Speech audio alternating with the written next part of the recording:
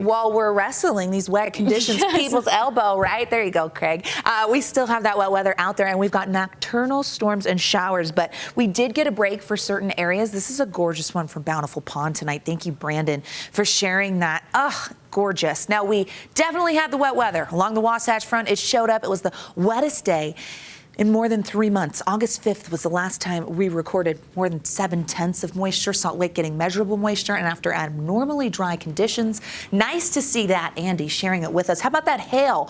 An inch in diameter in Heber. They saw several rounds of thunderstorms. Thank you, Rob, for sharing that. That's a large hailstone and standing water out there for the Wasatch back. Coming down at the Capitol, where we saw flood advisories as well as a flash flood warning in portions of the Wasatch Front. Salt Lake County was part of that, and then Eagle Mountain. We still have wet weather out there. It's coming down in Utah County, Spanish Fork, Mapleton. I'm looking at you. As we zoom in, you can see from Provo down to Nephi and west of I-15, that moisture continues to funnel into Utah County. Salt Lake County will be in on the mix as well. We're watching this line of storms. Looks particularly nasty. That's going to lead to the chance of some storms as we get through the overnight, and that could linger into tomorrow morning. So the morning commute could be wet pavement and soggy. Heads up there. Jumping down towards Emory, Salina, Richfield, storm still active. Also just north of Antimony, the Loa area. Towards Colorado City, Kanab, Kane County, and over Zion, we've seen a few isolated storms, but it's remained that way through the evening, and they're still out there tonight. Eastern Utah, Grand County about to get rocked a little bit as this storm moves through. That's going to be Dead Horse State Park as well as Canyonlands, Monticello, and Blanding, also seeing those storms. So active out there. Take a look at these 24-hour precipitation totals, because yes, we broke records today, but these are big numbers. More than an inch, close to an inch and a half in Vernon, Tooele County. Harriman getting 1.36, almost an inch and a quarter towards Dugway, over an inch in Fruitland, Manti close with 9/10, 8/10 at Pioneer Crossing, where we had that flash flood warning pop up towards Eagle Mountain. Salt Lake International picking up 4/10 again. The last time we saw that trend of measurable moisture was back in August, and that's a change. June, July, very, very dry, coming in below average when it comes to precipitation. 3/10 in Richmond, up in northern Utah. West Valley got 3/10, so did the Ogden Airport. So some healthy totals in northern Utah as this monsoon moisture was in place. We also saw strong winds. Salt Lake, Provo, Delta getting a 43-mile-per-hour gust there. Cedar City, Hanksville, you can see where we were packing a punch. Moab also seeing strong winds. Great shot from Tooele. Thank you, Hal, for sharing that one. The cloud cover out there with those moody conditions. A moody Monday with monsoon moisture. And in the south, we saw partly cloudy skies. We caught it on our Black Desert Sky Cam.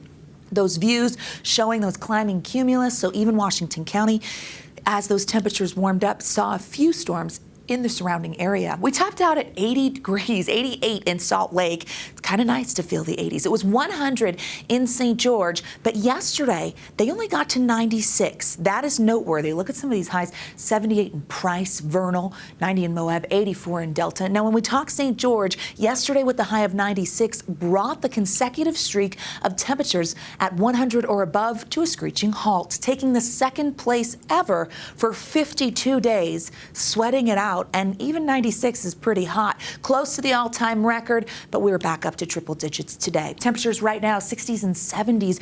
We saw temperatures tumble in Salt Lake down to the 60s as that wet weather moved in. That felt a little different. Hello, that was really a change. 63 in Price, 78 in Cedar City, 92 in St. George. Last time we had a daytime highs in the 60s was May. Late May, I believe it was the 25th, but okay, we're changing things up a little bit. Upper level futurecast shows us our high pressure. That southerly flow pushed monsoon moisture into the state. Now, notice that low there in Northern California sending energy our way, which allowed those storms to really bubble up, giving us the lift we needed to see that monsoon moisture. As the trough moves inland, we're going to see storm potential hold on, drying out as we get towards the middle and later part of the work week. Tuesday brings a marginal risk for storms again, including the Wasatch Front and northeastern Utah. Price, Vernal, looking at some strong storms, but that goes all the way to the state line. Precipitation potential tomorrow is actually going to favor over I-15 and east of it, starting to dry a little bit over in the West Desert. Our westerly flow will help with that as we head towards the midweek. Futurecast walks you through the timing here. Those storms into tonight, continuing to stay active in Utah County, backside of the Wasatch, cloud cover out there, a few showers up towards Cache Valley and then northeastern Utah. Here we go into Tuesday. Wednesday, lingering monsoon moisture as that trough is on the move will allow for storms to bubble up. Looks very strong in the basin towards Green River, and then Wasatch back and the Wasatch Front have the potential of seeing those storms as we make it through the afternoon and evening. A drying pattern from west to east as we roll into our Wednesday, and we still have the chance of a few lingering storms, but overall we'll start to quiet. Probable flash flood risk at Capitol Reef, Bryce, Grand Staircase, Natural Bridges, Grand Gulch. Another day in the 80s tomorrow. That's a change. 93 is the average high this time of year. We hit that in Moab, 98 in St. George, but the threat of storms sticks around, friends, until we hit the midweek. And then we're like, hi, sunshine, back again. Triple digits return to southern Utah. They could ease a little bit with the chance of a storm. Here's the Wasatch Front. It has been a rodeo, and I love when Mondays, because it did today, and we see those 80s climbing to the 90s, drier conditions for the close of the work week. Moisture comes back Sunday and Monday next week, but I tell you what, I love a good change of pace. I love when you call it a moody Monday. It just fits the day so well. Wasn't it, though? Yeah.